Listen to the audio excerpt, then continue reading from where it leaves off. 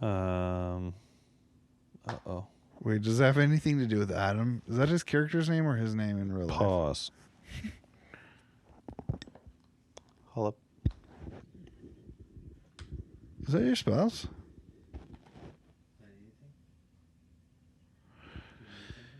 Okay, folks. The podcast recording is just interrupted by a person. And they did not text. They called, and now he's doing something. She slipped and fell in the shower, and now she needs help getting up. Help, I've fallen. Okay, let me just look that up while it was gone. Help, I've fallen, and I can't get up. When did that commercial come out? What a transformative time, really, in our country. Our country was going through changes. Let me try Face ID again. It doesn't make you feel good when Face ID is like, you're a little bit swollen. Okay, you're so much swollen that you can't open your phone. People did those jokes 4 years ago, 5 years ago, or whatever, when these phones came out. But I just upgraded. I've fallen. Okay, here we go. It's got its own Wikipedia. Wow, late 80s. Okay. This line was spoken by actress Dorothy McHugh, television commercial for the medical alarm and protection company called Life Call. Blah, blah, blah. You wear a pendant. Wow. 1989. What a stranglehold. Help, I've fallen and I can't get up. Had on a whole generation of people. In 1989, Life Call began running commercials that contained a scene wherein an elderly woman identified by a dispatcher as Mrs. Fletcher uses a medical alert pendant after having fallen in the bathroom. Fully clothed, I might add. After falling, Mrs. Fletcher speaks the phrase, I've fallen and I can't get up. After which the dispatcher informs her that he is sending help. It says Edith 4, parentheses, nay. I mean, this is getting too high class for a commercial that ran at 2 a.m. But Edith 4, nay, Edith Americus de Virgilis. Oh, wow. Maybe this person is French all by herself. French Canadian? Question mark. Edith Americus de Virgilis, 1916 to 1997. What a great life she lived. Portrayed Mrs. Fletcher. Although a stunt person performed the fall itself, Ford said that she created the I've fallen. Oh, wow. Of course. Oh, like I said, a stranglehold. Of course, if something had a stranglehold on popular culture, like, oh my gosh, Will is breaking the podcast equipment. If something has such a stranglehold on American culture, like I've fallen and I can't get up, of course you would take credit for it as Edith 4, nay, Edith Americus de Virgilis, 1916 to 1997. Of course she would say that she created it. Wow. By 1990, wow, I was only 6 years old. The Phoenix New Times reported that from coast to coast. Wow, if you're a young person out there, younger than me, from coast to coast, from playground to ballroom. Oh, wow. What great literature the I've fallen and I can't get up article is. From coast to coast, from playground to ballroom, an enfeebled whine rings out across the land. All together now, I've fallen, ellipsis, and I can't get up. The catchphrase appeared on T-shirts, novelty records, and stand-up comedy. Oh my gosh, I'm so glad I read this. A sample used in Silent Inferno by the Flower Kings. The phrase was parodied in several television shows, including The Golden Girls, Family Matters, Roseanne, Married with Children, Blossom, The Fresh Prince of Bel-Air, and the movie Suburban Commando. Wow. And so we're going to get into some legal stuff, but what an article. Life alert. I've fallen and I can't get up. I just added help to it. She doesn't say help, huh? Mandela effect.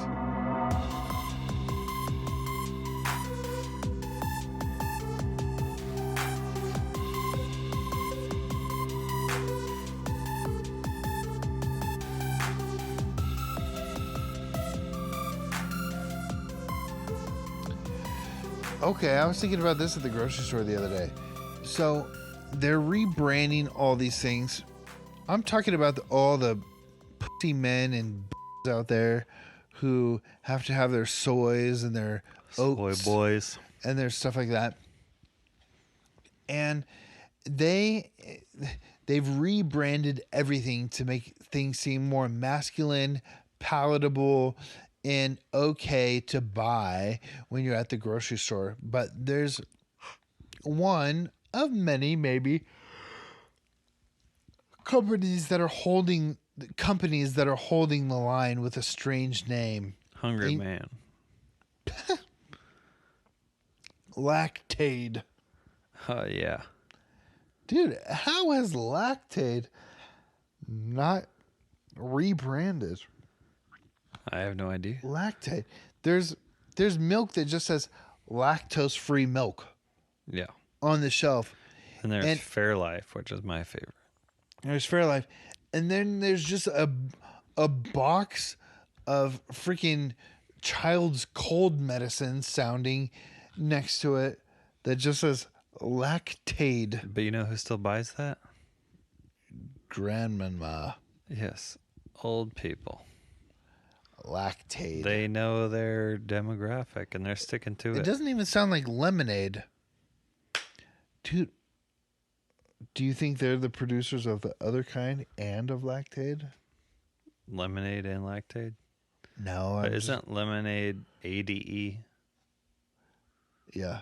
Lactaid is... AID. Well, that's the other thing. It seems like medicine. AID. Yeah. How are they getting away with this? Unless they're selling both. Dude, how crazy is that? You know the guy on TikTok who says, like, who's selling all this stuff? Wait, what's the other thing you think they're selling? Everything's owned by BlackRock. So what if they sell Lactaid and right next to it, there's a box that says, you know, Rite Aid? cow's udder, lactose free. Oh, they sell both of them? That would be smart. It's all big milk? It's all big udder. Well, isn't it all big milk? Dude, And just all the little dairy farms send the raw milk to some big milk. And they do make them all. okay, I still drink milk, but the images of the dairy farms where they keep the cows in constant milk production, it is a little weird. Well, they're in... And For them to be in milk production, they just have to get, like, pregnant once, and it lasts, like, over a year. But then they get them in milk production, and they have those things on their udders. Yeah. Matrix-looking doodahs. You talking about just the milkers? On their teats, yeah. I don't get what you're saying. Okay, you remember... The automatic milkers? Yeah, you remember in the 70s when they had, like, sci-fi movies, and you'd put, like, a weird, like, bowl on your head, and little... There'd be 12 little things. There'd be 12 little nodes sticking out of the top of it, hooked up to wires and stuff like that. Yeah. Flip that upside down and stick it on the udders. You're acting like it's something crazy. Have you never been to the Puyallup Fair? I have been. And that's what I mean. It's like you go to the chickens. You go see...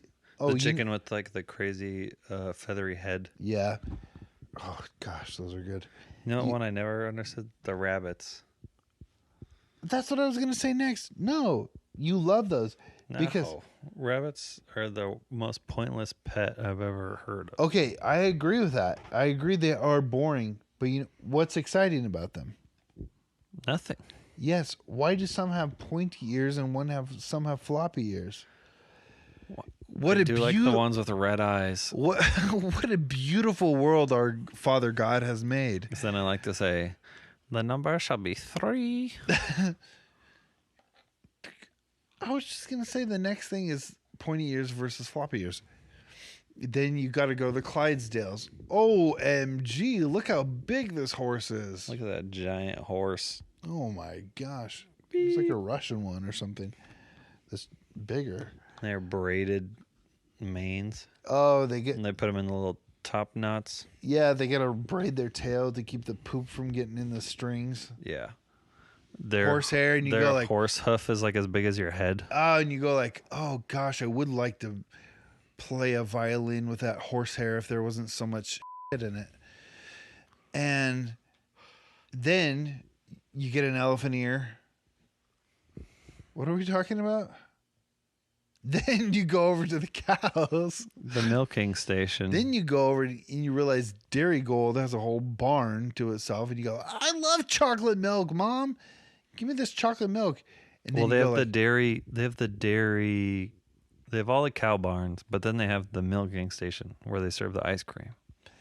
You get the ice cream. You get the chocolate milk. You get the strawberry milk. What's it? Strawberry milk. And they have these at the Tillamook Cheese Factory. Curds. Fresh curds. They have the fresh curds and whey. And if you're a child of science like I am, you're not one of these flittering children who's distracted by sugars and fanfare. But you look over fair, literally fair. You look over behind the glass. They have them open to glass, and you just see a cow standing there bored. Mm-hmm. He doesn't know that Nellie's going. She does. Yeah. God, what one was I in? They were milking something. Sucking off this cow. She doesn't know that Nellie went triple platinum and then went diamond. Mm-hmm.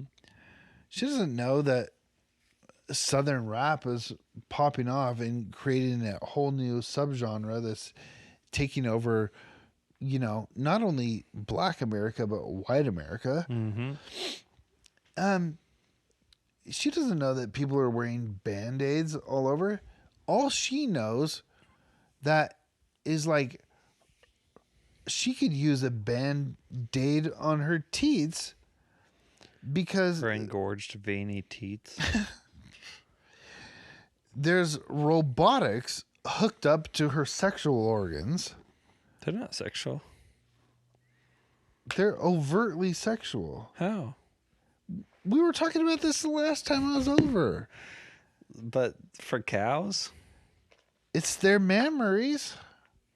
Yeah, but I don't think they're like the bulls are attracted to them because they're not sticking out and engorged like that until they already have the baby. Put yourself in a bull's shoes for 1 second. Okay. It's fun to see a juicy teat. They're not juicy. All that's across, what I'm saying. all across the mammalian world. They're not juicy. You just said they were juicy yourself. No, after they get pregnant. That's what I'm saying. You don't think it's fun to see a juicy teat? I don't get what you're saying. Or is it fun to see a juicy teat? Yes or no? Yes. Okay.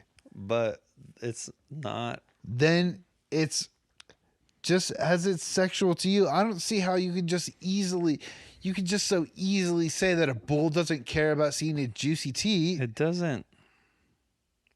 What about dogs? They don't see any teats. Dude, they see 6 danglers.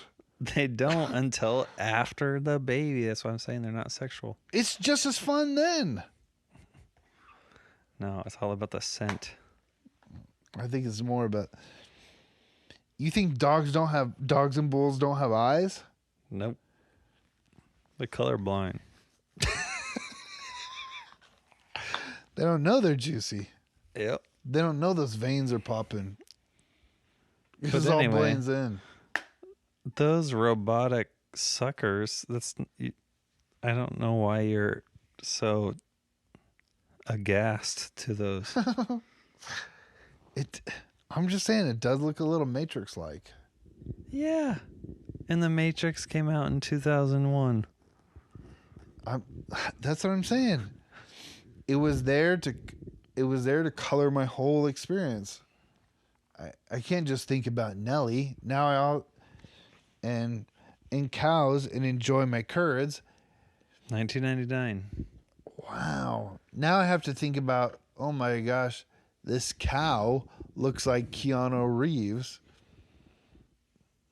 in a pylon full of battery-esque human beings. You know? But see, I feel like it would be more shocked about how they get the little tiny hairs off the udders. Do they use one of those propane gun things? Yeah, the flamethrower. Just that's what they do. Blast them with the flamethrower. Yeah, with the what do they call that? The Tesla flamethrower. Joe Rogan.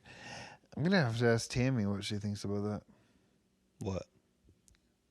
How would feel? Getting blasted by flamethrower, getting rid of all the little peach fuzz. I don't know. Yeah, I'm gonna have to be clear about Well, what I'm asking. You've seen those Indian guys that do the little fireball to get the hair off the ears. Okay, yeah, so Same it's thing. fine. Okay, so, well, okay, fine. And then they rub the oil on their ears, and it's like. So the cows are good with flames, but I can't say they're equally good.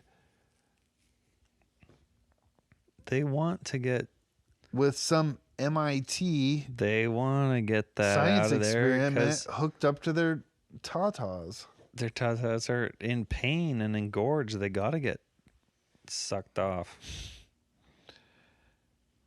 How would those cows feel?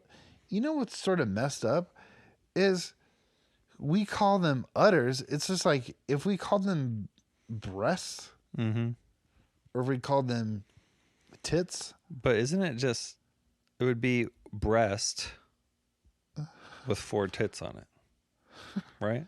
Teats. I think those are teats. Yeah, because we call them tits. It's just one old udder down there. Old or young, it doesn't matter. But yeah. So it's just breast.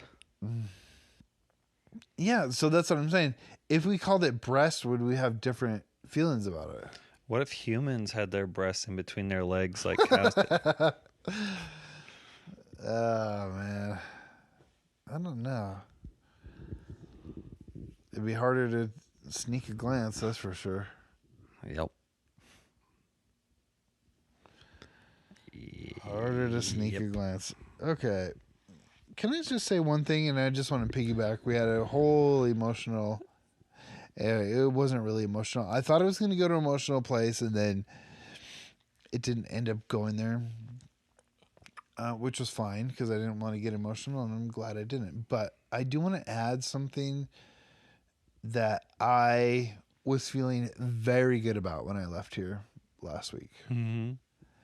And it may surprise you, but I just want to say, besides the feelings I had about Lauren that I shared earlier, the thing that made me feel the best about last week, do you want to take a guess? You're not going to guess it. Nope. You told me to get my feet off the kitchen counter. Oh, yeah. And I don't know what was happening. And I don't know if there's a right or wrong. I think you're probably more in the right. You brought the bar stools around to the other side of No, the I wasn't in the counter. bar stool yet. Remember, I was in the Oh, yeah, the I was in the dining I was table in the chair. dining table chair, and also the kitchen has like two like workable areas, and now I was in the stove area. But either way, I was in the kitchen, and granted, we showed up here to do podcasts, but from 7:30 to about 12:30, we just talked, and then we didn't do podcasts. Mm-hmm. And for a portion of that time, I was in a kitchen, dining table chair in the middle of the kitchen. And for part of that time, I put my feet, which were socked, to clarify, Mm-hmm. they were socked feet, up on a portion of marble to the right of the stove. That is about maybe 20 inches wide. And I had my feet up there, and Will told me, "Hey, can you get your feet down?" And rather, how could I? How dare I? I'm in somebody else's home. How dare I show any kind of indifference or scoffing at rules being placed upon me? I'm not in my home. I don't know if I would have even allowed it in my home. But gently, in the middle of the conversation, Will told me, "Hey, I don't even told me you didn't even say get your feet off there. You kind of went like this." And I said, "You're giving me Glassman vibes with your feet on the And he counter." said, "Give me Glassman vibes." And I took my feet down. And you know what? Can I just tell you why I appreciate people, and in this instance, Will? Hmm. Now, this is completely. Maybe this is reading way too much into the situation, and that's fine. Everybody has lines they draw here or there, and this may be one, and that's fine. But when you told me to get my feet off the counter, my sock feet off the counter, I just felt like, even though we were sitting in uncomfortable chairs for 5 hours, that it made me feel so good inside, because I felt like Will was comfortable enough to tell me to get my feet off the counter and clearly express his expectations towards me without harboring any kind of resentment. It actually took a minute for me to do it, though. Because at first you put your foot like on the side of the corner, and it's kind of like hanging over. And I think I probably didn't realize when I moved from there to there, but yeah. It was like side of the counter, but your foot's on the corner, hanging over a little bit. Because I think what I normally do, what I may do in that situation, where is like you may get a little like calf on the corner of the counter, but the feet are, not on the counter. Well, this was like you were on the side, foot up against the side, and then you switched to heel on the top of the counter, if I remember correctly. I had both heels. Yeah, both. Double heel. You look like you were ready to give birth. Dude, where's the speculum? Exactly. Get the extra large one. And but from the second you put your foot even on the side of the counter, that's when it started. Yeah. That's when the lightning in me started. Lightning and the thunder. People even do that on the train. They take their shoes off and put their feet up on the chair, I would next never. to them. The fact that I have to make an announcement that says shoes must be worn at all times is beyond me. But I've had people also, they put the tray table down and then they put their bare feet up on the tray table. Ugh, passenger shaming. Next time you use a tray table, think about that. Oh, those aren't getting clean. Well, you've seen the airplane videos where they Expectation. put the bare feet like up on the armrests in the front of Oh them. my word.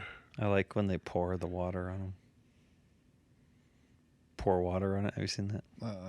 Oh yeah.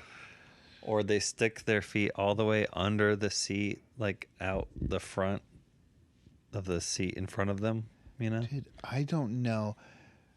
Okay, it's one thing also to have double tap with 3 fingers. How does that make sense? That's stupid. Can I just say I upgraded the phone, and some of the freaking haptic controls are stupid. What's double tap with 3 fingers? I don't have even that. know. Where do you even have it turned on? I don't know. Not now. Anyways. I have a question. Okay. Did your children ever have Jaundice? no. But did they? No. Me neither. Lily Rubin, is that what they call that? The test. Something Rubens. Rick Rubens? Rubenesque. Do they ever have the thing? Because I kept seeing it on like TikTok and stuff. I was like, oh, baby learned a new skill, sleep regression time. And then it's the baby going like, doing like the fart noise with their mouth or just yelling or something. No. And then they like don't go to sleep. You never had that? Nope. Because when I just went upstairs, we had a diaper leak. But then also, she's been in crazy sound effect mode, not going to sleep. She can't do that herself? What? Your betrothed? Didn't have any pajamas up there because they're somewhere in the laundry. Oh, that's why you had to come down here to the laundry. Yeah. I was just joking. Sorry for Lauren when you don't hear this, but when Will dies later and then you go back and try to listen to all of them to Things that I say. hear the things that you missed out on while he's alive. Well, yeah, she was up there, like she just woke up and drank a Red Bull. Just like, and she's also doing this fake coughing thing now. That's why I asked about like going to sleep, because I can't remember if it was Landon or Declan. They could just be in there forever, and there were some times where you just feel bad about it, but it's just like, well, for the night when they go to bed or they fall asleep in 15 minutes, it's like, I can't just ruin their whole sleep for the night where they stay up for 2 hours. But it's just like, as long as they're sort of like, just like cool with themselves, I don't feel like you're... Yeah, I mean, she's not upset in any sort of way. Yeah. Just having a good time. It's getting crunk. And then pretty soon they'll do the thing where they're going and they're looking in the camera and then they're doing all that stuff. And then they just Yeah. sack out. I guess is that what you call it here. I also want to say I have entered the land of unlimited data. You didn't have that before? No. Oh my gosh. And this is what I want to say. For me to get a Canadian data plan, I had to get unlimited data. Oh yeah. Let me just... Anytime an app gives me a warning, it's like we need to download 16 megabytes on cellular data. Is that okay? Like, yeah, do 16 gigabytes for all I care. Dude, terabytes, dog. I just want to say that a quality that I admire in people, and it's it goes into what I was saying to Lauren tonight. It's just like a person who, now, not to the exclusion of like you don't care about other people's feelings. I'm not talking about that kind of person. I'm not talking about that's me. I'm not talking about the oblivious person. But You don't have to be oblivious to not care about other people. the idea, when you You are can be sort of fully aware of not caring about them. when you are secure enough in yourself, I think to do your own thing, I think that is one of my top qualities in life. Mm-hmm. That I care about for myself, that I see in other people. I feel like there's so many situations in life that cause you to go your own way, whether that's in your family, whether that's in your work, whether that's just these expectations you have in your head or whatever. There's so many situations in life that require you to make a choice that goes against what everybody else is doing. When you can actually make that, when you're a secure enough person to make that choice and be comfortable with it, that is like one of my best things that I,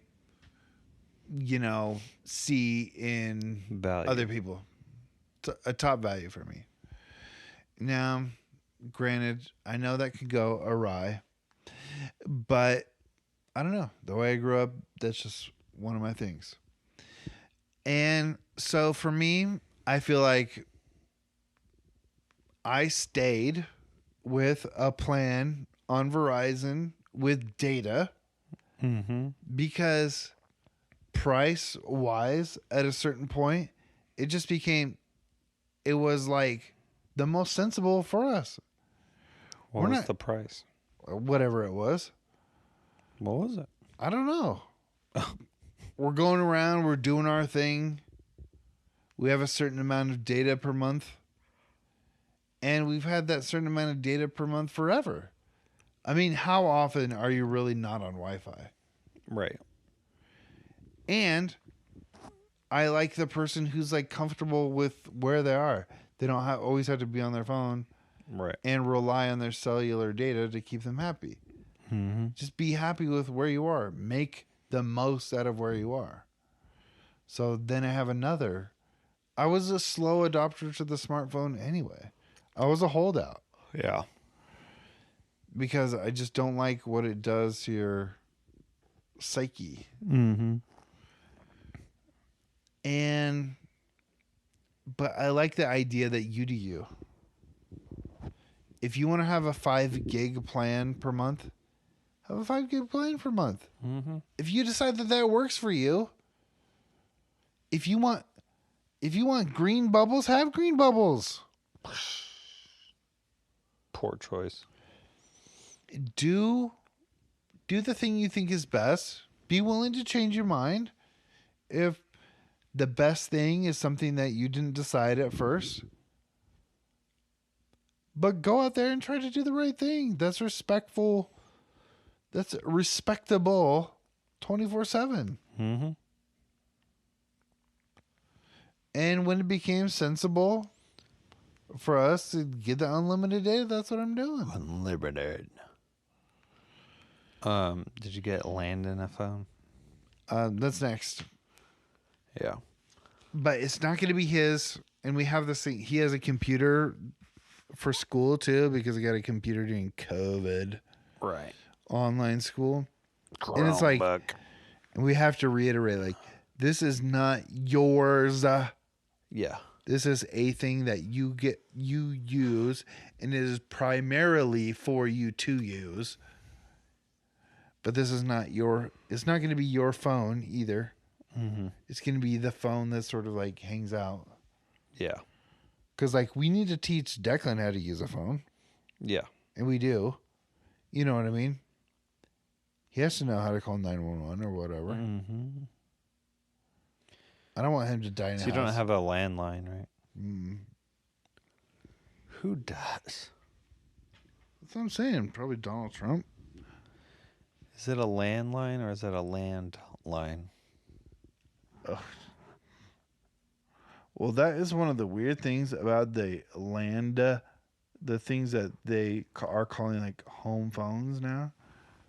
It's just like through your freaking Wi-Fi. Right. So if Xfinity goes down, Mm-hmm. dude, you would have been fine if Ma and Pa Bell are ready to go. But now everything is through your internet provider anyways. Oh, yeah. So that's a little bit like, what's the point? What's the point of having a home phone if it's just going through your Wi-Fi? And if the Wi-Fi goes down, I can't turn my lamps on and off in my bedroom. Dude. What if you want a little mood lighting? If the Wi-Fi's out, can't do it. Dude, you're not having power out sex? What? Power outage sex. Well, if the power's out, that's another story. I'm just saying it just if the Wi-Fi drops. Castaway, caveman. I'm saying the Wi-Fi Power can go goes out without the power going out. Power goes out, all of a sudden you're a caveman, and it's 20,000 BC. Yeah, I make a fire and then I spill your seed on the ground. No, but the Wi-Fi goes out without the power going out. And then you paint a buffalo poorly on a rock. Then I take some red clay and I put my hand on the wall, then I spit the red clay over it. Then I stick a mosquito in some amber. It's the color of my energy. But you get what I'm saying? The Wi-Fi.